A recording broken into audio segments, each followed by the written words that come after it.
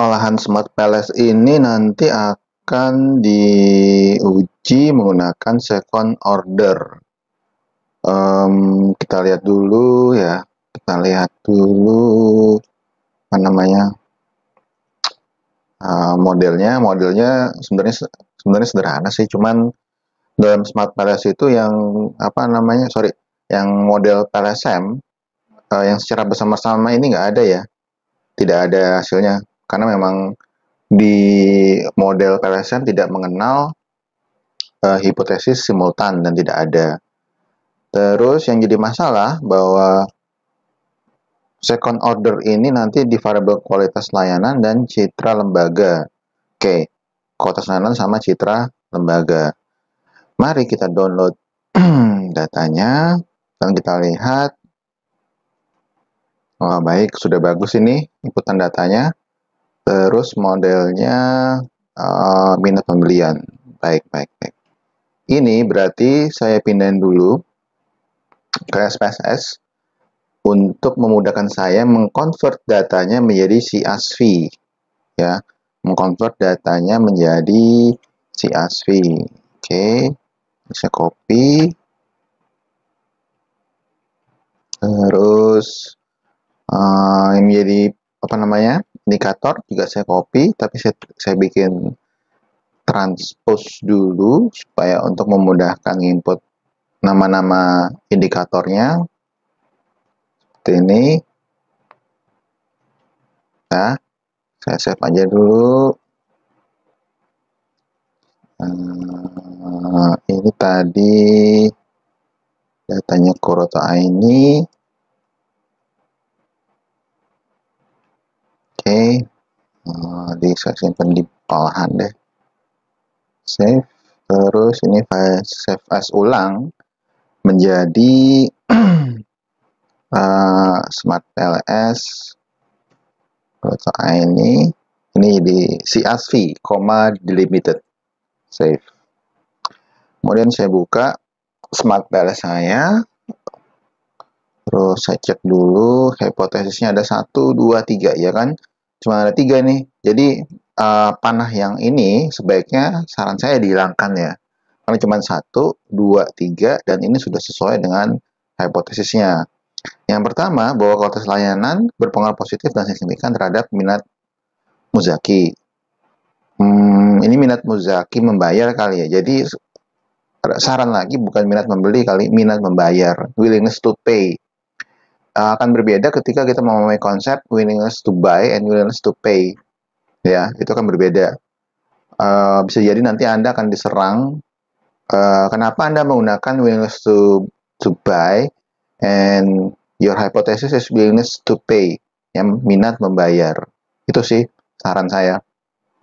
Oke, lanjut. Ini new project. Oke. Terus ini double klik. Ini dia, masukin. Oke. Nah, 100 record. Masa sih? Ya nggak apa-apa sih. Terus saya cek dulu di datanya ini, kualitas layanan itu adalah dari tangible, empathy, apa nih? Empathy, RS, reliability, assurance cuma 1, AS cuma 1, physical ini fisik, terus ada RL lagi nih. Oh, R yang belum ada ya. Ini RL, ini ya, oke. Berarti dari TA, EM. Oke. Berarti supaya menjadi second order analysis, ya, mulai dari TA1, TA3, TA1, TA3. Ini adalah TA. Oke, ini saya hide supaya nggak terlalu rame. EM.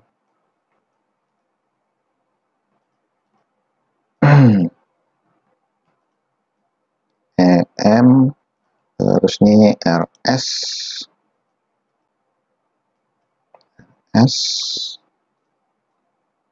terus ini RL, hide. Oke, ini A cuma 1 ya. Ya udah nggak apa-apa. Mau gimana kalau dari sononya udah cuma 1?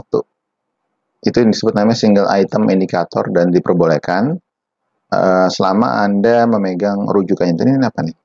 Ini adalah RL.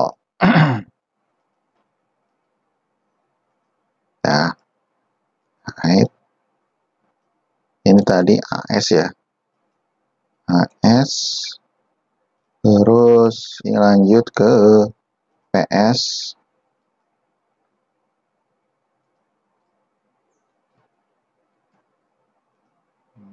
Terus ke RE terakhir ya. Yang terakhir adalah RE. RE. Terus gimana sih Pak menjadikannya ini jadi second order? Nah, ini tinggal kita highlight semua nih dari TA1 sampai RE ya. Seperti ini. Oke. Nah, ini adalah yang apa tadi? Lupa saya. Yang service quality atau kualitas layanan. Nah, ini semua dijadikan kualitas layanan. Saya hide supaya nggak terlalu apa namanya heboh. Baru ini kita konekin menjadi indikatornya seperti ini. Nah, ini yang disebut analisis second order analisis. Dah. Lanjut, yang kedua adalah citra lembaga. Citra lembaga itu ada VA sama apa nih? CI ya, VA sama CI. Oke, VA. Berarti ini 2 dimensi ya, VA sama CI. Oke, lanjut. Ini VA.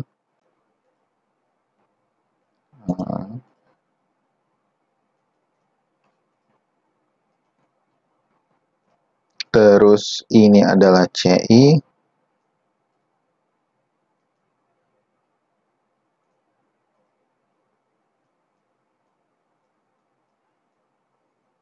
Nah, terus udah ya, itu doang ya. Berarti ini dari VA sampai CI saya highlight, tarik.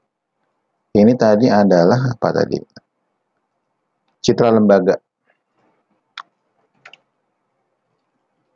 Citra lembaga. Ini kita hide. Ini kita rapikan dikit, saudara-saudara.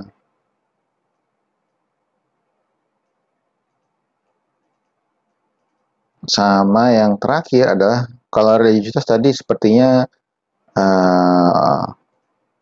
enggak ya. Ini dosennya yang minta second order itu di kualitas layanan sama citra lembaga. Berarti sudah beres urusannya.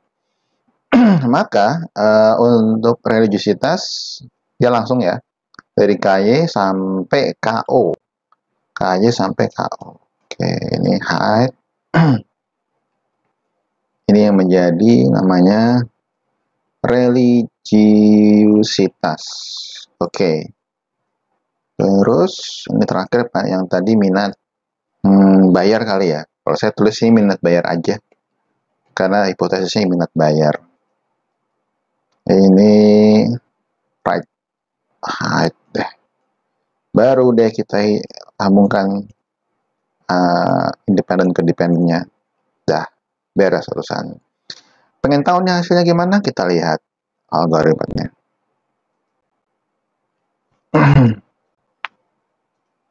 Alhamdulillah hijau semua. Lanjut ya berarti ya. Alhamdulillah hijau semua dan untuk Chrome Alpha aman, AVE aman. Kita lihat diskriminannya, HTMT-nya ya HTMT-nya juga nggak begitu bermasalah, mayoritas hijau. Baik, karena dari AVE-nya sudah benar, komposisi sudah benar, kita lanjut nih calculate untuk hipotesisnya. Bootstrapping, ini saya ganti one tail karena saya memahami bahwa hipotesis teorinya seharusnya one tail ya. Pakai signifikan 0,05 and start calculation.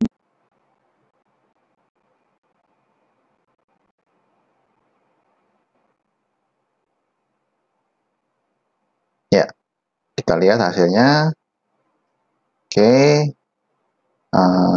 saya ekspor aja deh. Saya ekspor aja karena lebih mudah ya, lebih mudah untuk saya baca.